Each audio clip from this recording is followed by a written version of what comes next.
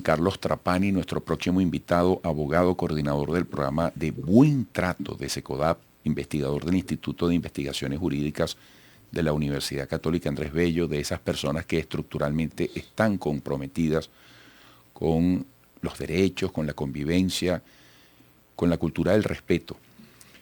Y vamos a hablar sobre las implicaciones de la ley de amnistía. Oye, que ha tenido una resonancia increíble, todos queremos entenderla, todos queremos que rinda la mayor cantidad de frutos. Carlos, ustedes que están dedicados al trabajo social, psicológico, ¿cómo ven esta herramienta? ¿Dónde hay que ponerla en perspectiva para no excedernos en expectativas que luzcan a posteriori imposibles, ¿no? Bueno, hay como dos consideraciones. Creo que la primera, esta propuesta abre un abanico de esperanza para muchas familias, bueno, que tienen seres queridos detenidos, ¿no? Sobre todo con procesos extensos, sin claridad jurídica, y eso abre una oportunidad de la reconciliación en un contexto de país que es muy complejo, que es muy difícil, y hay que dar pasos concretos en función a construir puentes, ¿no? Podernos entender. Podemos pensar diferente, pero eso no significa que yo te criminalizo, que yo te juzgo, que yo te condeno, y esta ley de amnistía, si se aplica bien, bueno, puede abrir un espacio interesante para generar otros procesos. ¿La conciliación depende de la amnistía? No, pero es un ingrediente más para construir ese camino que todos estamos buscando de una u otra forma. Bueno, Doc, partamos del punto de estadística, de cifras, sobre todo cuando hablamos de jóvenes y chamos detenidos. Y más que dentro de la ley de amnistía, se habla de ciertos sucesos. Protestas 2014, protestas 2017, protestas además después del 28 de julio del 24, donde varios de los detenidos son chamos también. Hay un consolidado que manejen, que pueda dar cuenta de, e incluso reflejar cuántos chamos pudieran estar detenidos y cuántos pudieran ser beneficiados. Fíjate, nosotros desde SECODA hicimos público nuestro pronunciamiento con relación a la ausencia de menciones específicas de los adolescentes en la ley de amnistía. Okay. O sea, no puedes aplicar una ley general a todos por igual, valorando que los adolescentes, por su condición de adolescente, tienen un régimen jurídico distinto y unos principios que son diferentes. El omitir las particularidades de los adolescentes creo que es un error, ¿no?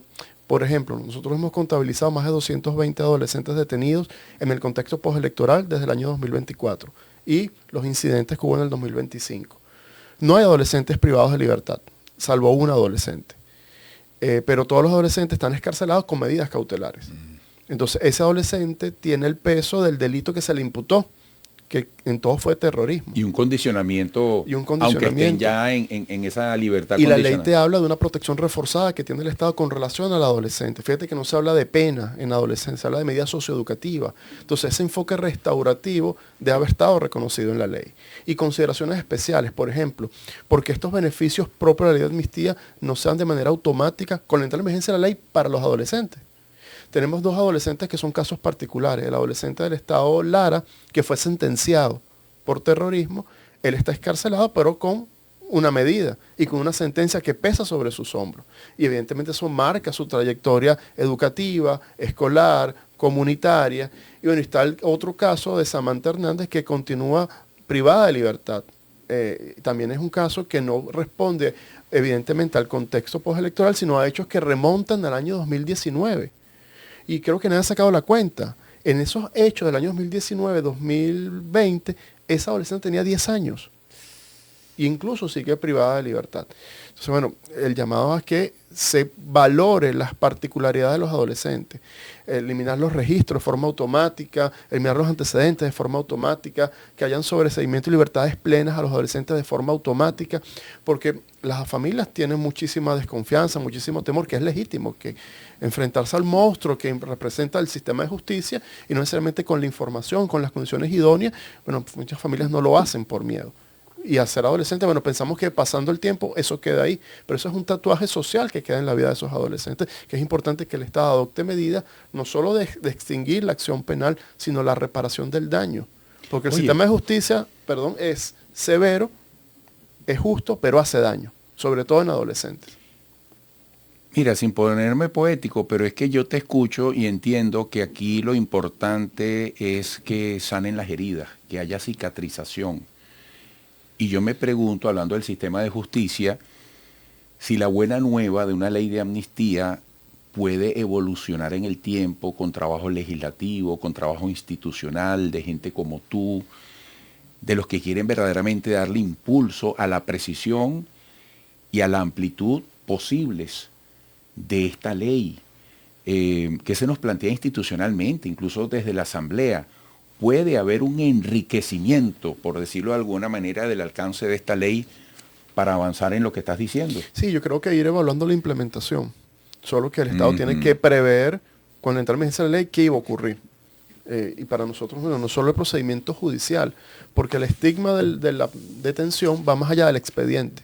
Eso implica, por ejemplo, programas de atención psicosocial a los adolescentes que estuvieron detenidos. Y detenidos injustamente. Entonces, bueno, ¿quién repara ese daño? Esos adolescentes que estuvieron 1 año, 2 años, adolescentes que alcanzaron la mayoría estando privados de libertad. Todo el peso a su familia. Entonces, hay un impacto emocional terrible a partir de estos procesos. Y en su mayoría, bueno, todos procesos que fueron injustos, donde se restringieron el derecho a la defensa, donde no hubo el juicio educativo. Una de las garantías que tiene la ley es que el adolescente comprenda la naturaleza de los hechos que están ocurriendo. Porque está ahí, qué derechos tiene, qué puede hacer, qué no puede hacer. Eso no se garantizó. El contacto inmediato con la familia. Bueno, hay un conjunto de garantías que la propia ley establece, bueno, que no se cumplieron, y hay que decirlo con todas las letras. Entonces, eso genera un impacto, eso genera un daño. Y nosotros hablamos del enfoque restaurativo, no es la sanción por sancionar, sino, bueno, cómo ese proceso permite una correcta reinserción. Pero eso es cuando el adolescente haya cometido algún delito. En estos casos, ninguno se comprobó que hubo delito. Entonces, abriste un procedimiento, lo privaste de libertad, lo sometiste a distintas experiencias, bueno, que van en contra de su desarrollo.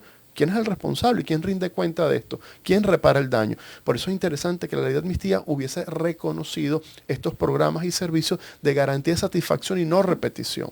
No es solo la ley, es poder desmontar todo un estigma, sobre todo contra el adolescente, porque no puede estar privado de libertad porque es adolescente o por su apariencia física o porque parece tal o cual persona. O tiene algún vínculo con una persona que es investigada, también eso ha ocurrido. Yo creo que es colocarle a los adolescentes el centro del debate. No puede estar invisibilizado en este proceso que es tan importante para el país. Doc, a propósito de la coyuntura, hablamos de ley de amnistía y hablamos de renovación de poder, en este caso el poder ciudadano, y vemos los últimos cambios. ¿Qué tanto puede jugar una nueva fiscalía, poniéndolo entre comillas? Más cuando se anuncia que en próximos días vienen las postulaciones, vienen la recepción de documentos y se habla de una nueva cabeza dentro de la Fiscalía. ¿Qué tanto puede aportar? Mira, yo creo que tenemos que entender que tanto el Ministerio Público como la Defensoría del Pueblo existen para proteger a los ciudadanos. Eso creo que es importante, para asegurar el acceso a la justicia, para restaurar garantías fundamentales, especialmente en aquellas personas que están en mayor condición de vulnerabilidad. Esa es la razón de ser de estos espacios. Y es importante poder construir confianza pública en estas instituciones. Y esto no se hace solo con un juramento, con un nombramiento, sino con acciones que sean independientes, transparentes y apegadas estrictamente a los derechos humanos. Entonces, hay el desafío de estas dos personas que asumen estas responsabilidades, bueno, poder revertir esta realidad que está ahí. Pues fíjate que la Defensoría del Pueblo, en todo este tiempo, al menos que yo conozca, no hubo ningún pronunciamiento contundente a favor de los adolescentes, a favor de las familias de estos adolescentes. Entonces, estos silencios, evidentemente, bueno, afectan la confianza pública a estas instituciones. Bueno, Carlos, creo que la idea es que la ley de amnistía se convierta en una gran oportunidad, que se aproveche y se vuelva un instrumento potente incluso para influir en el actual Poder Judicial, que también necesita fortalecerse, que también necesita reajustar muchas cosas, ¿no? Sí, yo creo que es una esperanza para muchas personas, ¿no? Y aquí quiero hacer el caso de Samantha Hernández. Mira, se agotó el tiempo, pero en segundos. La familia está esperando respuestas del Estado. El Estado tiene la obligación de dar respuestas en este caso y en todos los casos a los adolescentes. Gracias, Carlos. Un abrazo. Seguro que sí. Amigos, regresaremos.